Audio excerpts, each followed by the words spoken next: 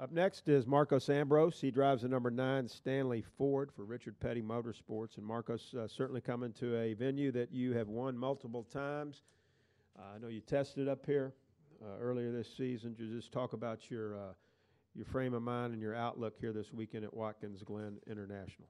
Yeah, I think I'm the same as AJ. You know, we both know that we've got a chance to win this race to lock us in the chase, and that's a big thing for our team, and it would really make our year.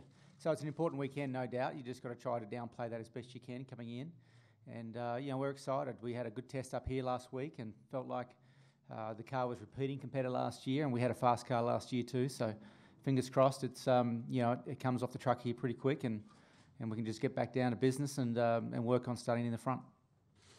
Take questions. We'll start with Lee and then Alan. Lee and then Alan.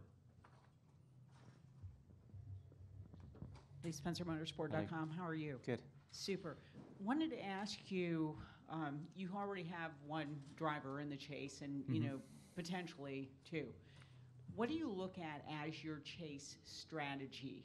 Because you have to think that if you get through that first segment, you know, the first 3 races, you're really intent on, you know, AJ was in here, he doesn't think that they're ready to go. You know, they're not a chase caliber. You know, if they get, you know, anything can happen. But once you get past that first, then how do you look at it? And what does your testing schedule look like? I have not even thought about once you make the chase, because we're not in. So it's really, you know, I don't mean to be rude, but it's just something that I don't even think about.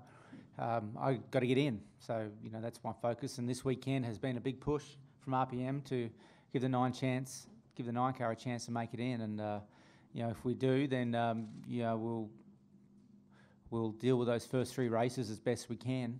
I know the 43 is already thinking about how they're going to go about it. They've got some testing planned. We've got 1 test day left as a company. They've got some other tracks that we can go to, which are similar to the tracks that we have in the chase, to give them you know, the best opportunity. But you know, if you can finish top 15 in the 3 races, you should transfer through. That's kind of the stats that I've heard. But if you're relying on a 15th place finish, you're not going to last too long, are you? So I think you got to go for wins and top 10s straight away in the chase and roll the dice. That's what I would do if I was going to make it.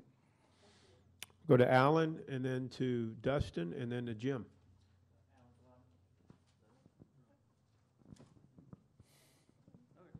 Alan Cavada, NASCAR.com. How do you downplay the importance of one weekend and one race? It seems like it might be easy to, you know, too much pressure. If you're not fast right away, you know, the whole weekend stinks. Or how do you downplay it? Yeah, you just got to just do the best you can, right? I mean, I can't change anything but how I drive the race car, and that's what I'm going to focus on. And we had a good practice in the nationwide car this morning. That was, you know, good to get the rust off.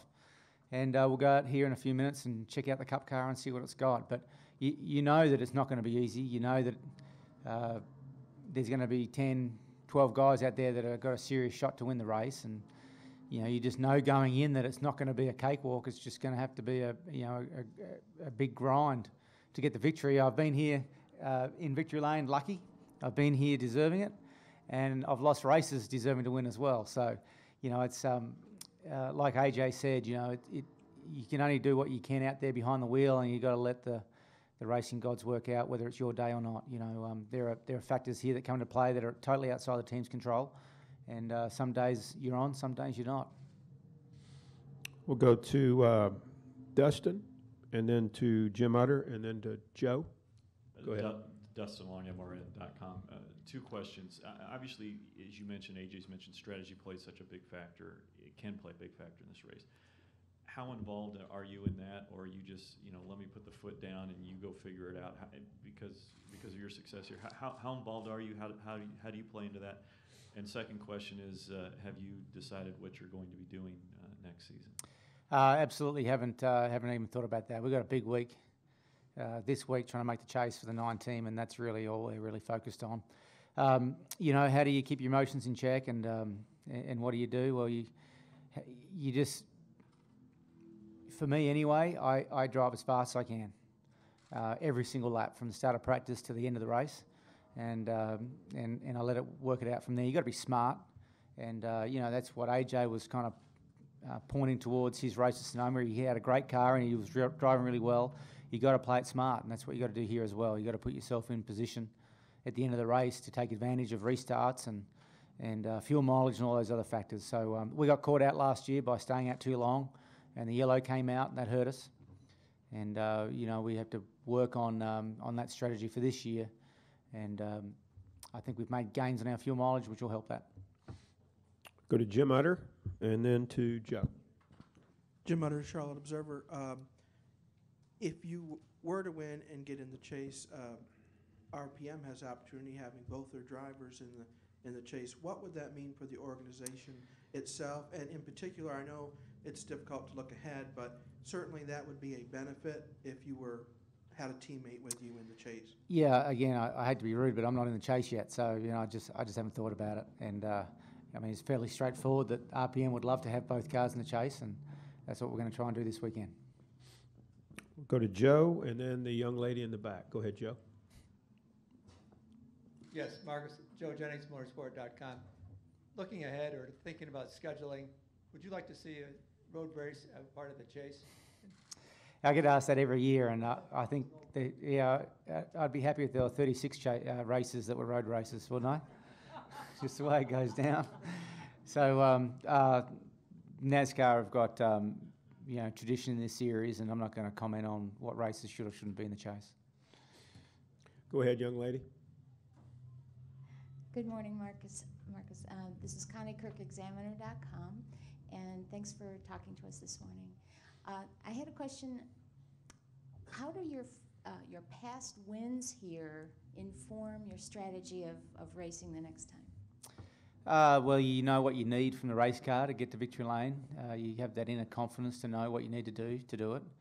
But my past history is no guarantee of the future, and that's the way I look at it. That each weekend is unique to itself, and this weekend in particular, already there are some different angles that we haven't had to deal with before. The new ride height rules, the new downforce rules, fuel mileage, how that comes into play is going to be different with the speeds we're going to run compared to last year. So a lot of things that are subtly different already that we're going to have to factor in. So I don't take any past history as any guarantee of success, that's for sure. But you do know what it takes to win, and that does give you a bit of confidence.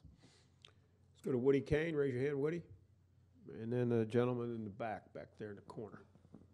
Kane at MRN. Marcus, I'm curious about you're running the nationwide race. We ask a lot of times, what can you translate over from that race? But what can you learn that will help you on Sunday by running that race? Well, it was just nice to get the cobwebs out of the way there this morning and get on the track early and get after it. So that's good for the driver to get a few more laps on the track. There's not that much you can carry over. They've got a different set of rules. We carry the same tyre, so tyre pressure maybe.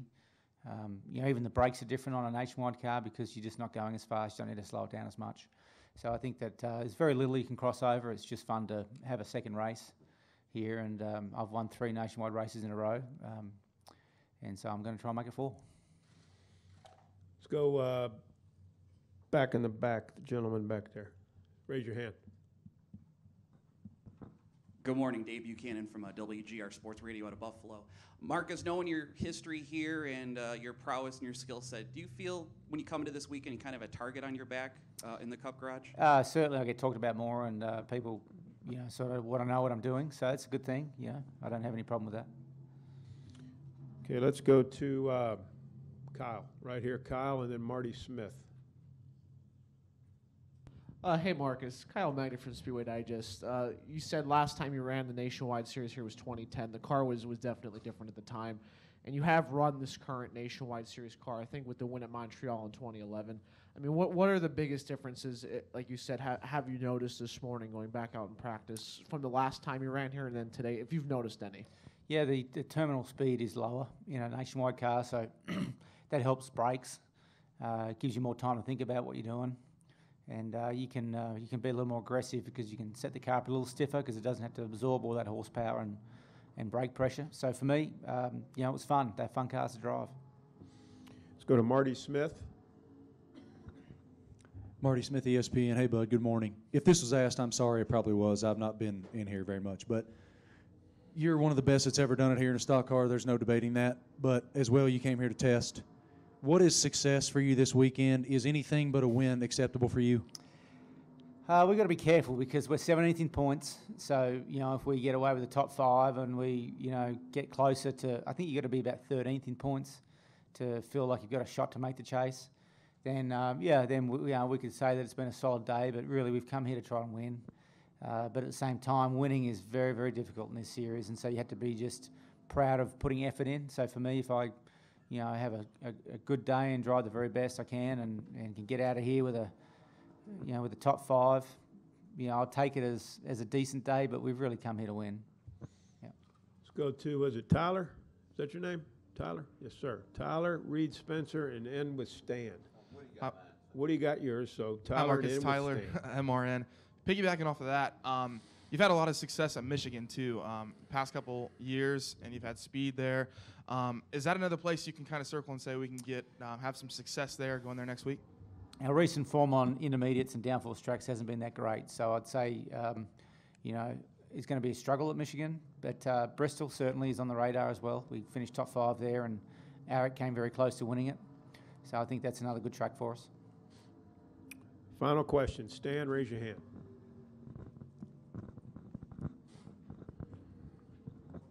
Hi, Stan Creekmore with RPMTonight.com. Marcus, can you compare the challenges of this year to any other year in your racing career? It's been a struggle, and the last couple of years have been like that. You know, first 2 years before they switched over this new body, we had really good speed every week, and it was a lot of fun. The last couple of years have been a challenge for us. So it's been a grind, no doubt, and we're looking for that next step in our team. It's a big step for us to make the chase with Aric. That was a great day and a great opportunity, but you know we need more than that. You know we need to fix our intermediate program, our downforce program, find out where we're lacking, and that'll make it a lot easier because that's the lion's share of the racetracks we go to are downforce and handling racetracks. If you look back in history, was there any other year in your career down in Australia that was similar? They're never easy. None of them are. So, you know, even when you're winning championships, you think that you're struggling. It's just how racing works. But, you know, I'm driving for the King and we've been driving for Ford. It's just it's great to be part of the series. And just because it's hard doesn't mean it's not great.